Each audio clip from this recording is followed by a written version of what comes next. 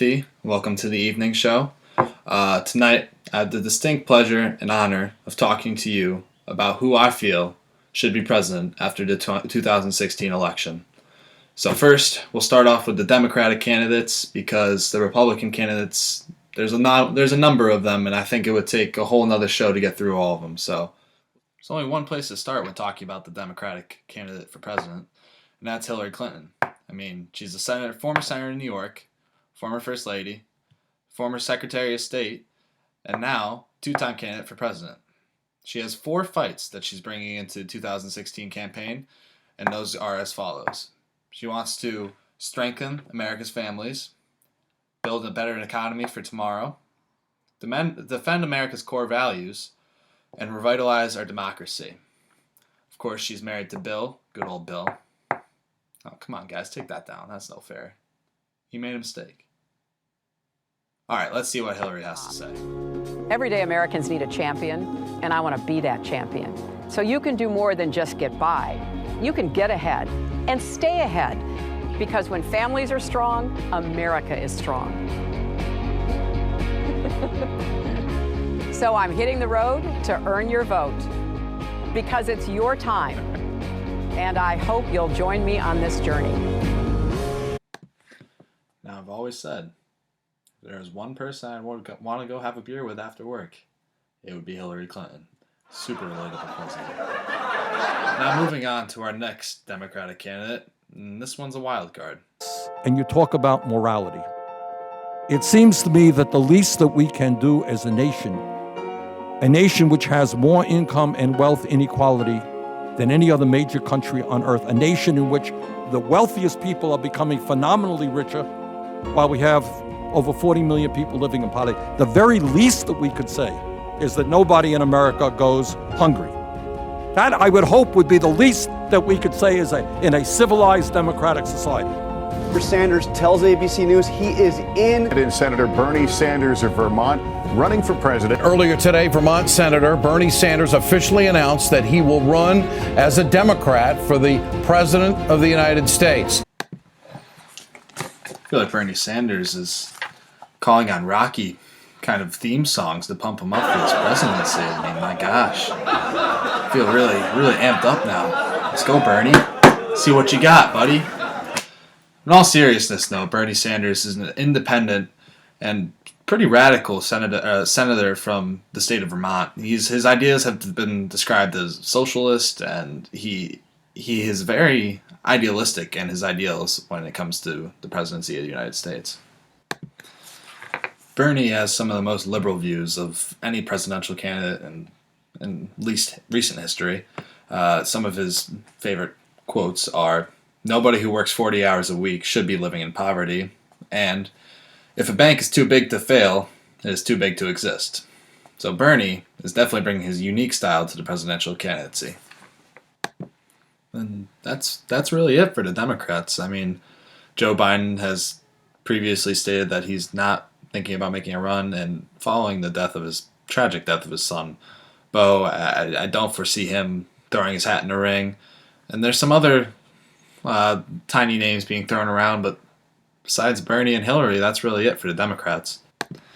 The Republican Party simply does not have a shortage of names running for president. I mean, you got people like Ted Cruz, Rand Paul, Marco Rubio, Ben Carson, Carly Fiorina, Mike Huckabee, Rick Santorum, George Pataki, Lindsey Graham, Rick Perry, Jeb Bush, and Chris Christie, all throwing their names in, all saying they're going to run as Republican for the 2016 presidency.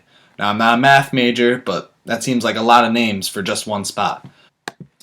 In this episode, I'm really only going to focus on Christie and Bush, the two heavyweight favorites for the Republican candidacy.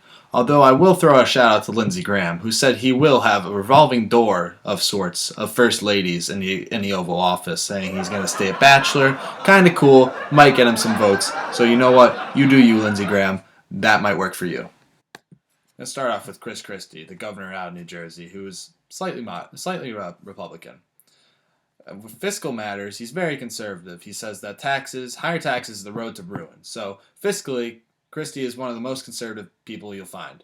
However, social issues is where you find him being more moderate, even liberal at times. He's even pro-gay marriage. He's not against abortion. he's found himself taking the liberal stance in many social issues, and that, in essence, can hurt him when it comes to running for the Republican Party nomination. They said it couldn't be done. New Jersey was too broken, too partisan. But they never met Chris Christie. Working with both parties, he made tough decisions. 4 balanced budgets, no new taxes for anyone, wasteful spending cut, a cap on property taxes that's working, the best job growth in a decade, and the most education funding ever. And when tragedy struck, he was there every step of the way. Chris Christie, the governor.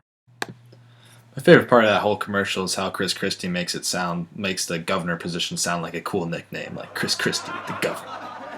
That's off to you, Chris. That's pretty cool. Final candidate I'll talk about for the 2016 presidential election may seem familiar, even though he's not.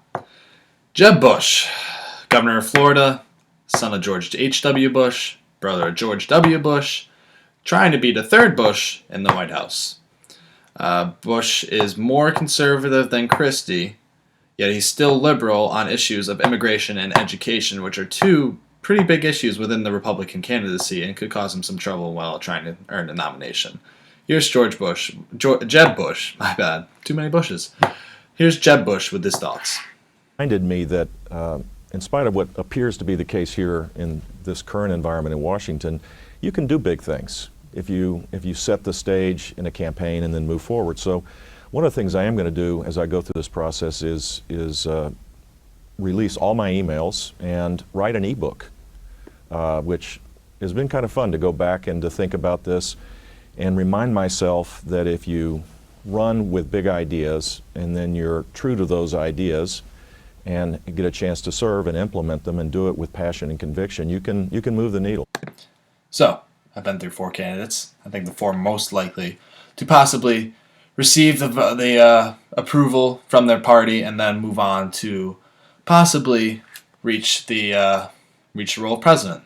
Now I'm going to tell you who I think will win each primary before discussing who I think will be the president in 2016. In the Democratic Party, I feel that Bernie Sanders has some great ideas, but he's too left to get even his own party's approval. And I feel that Hillary Clinton's too strong and has too much going for her. And even though people don't like her and are tentative, they're going to fall back on what they know, and Hillary will win the primary for the Democratic Party. As Republicans go, I am pretty stuck between Christie and Bush. They seem very similar to me. I like a lot of what both of them are saying, but I think Bush, again, will end up pulling it out over Christie. For some of Governor Christie's actions in New Jersey have been viewed as pretty corrupt, and I think that will come back to haunt him in the end. So I think, again, we're going to see Clinton versus Bush. I haven't seen that before in American history. I think the main issue that's going to arise after this 2016 presidential election is that America as a whole is kind of stuck in this loop. We're too polarized to see the good in any candidate, and now we've kind of fallen back on names that we know just because they did a good job or an okay job when they were in office. So I think that's the main issue that we're facing here. Personally, I think Hillary Clinton will win the election simply because I think it's time we have a first female president in America, and as we've learned, the majority of voters now are women, and I think women themselves would like to see a member of their own gender in the Oval Office, and I think it's about time that we've reached that point in America. So, thank you for listening to me. I'm Matt McCarthy, and this was the Evening News.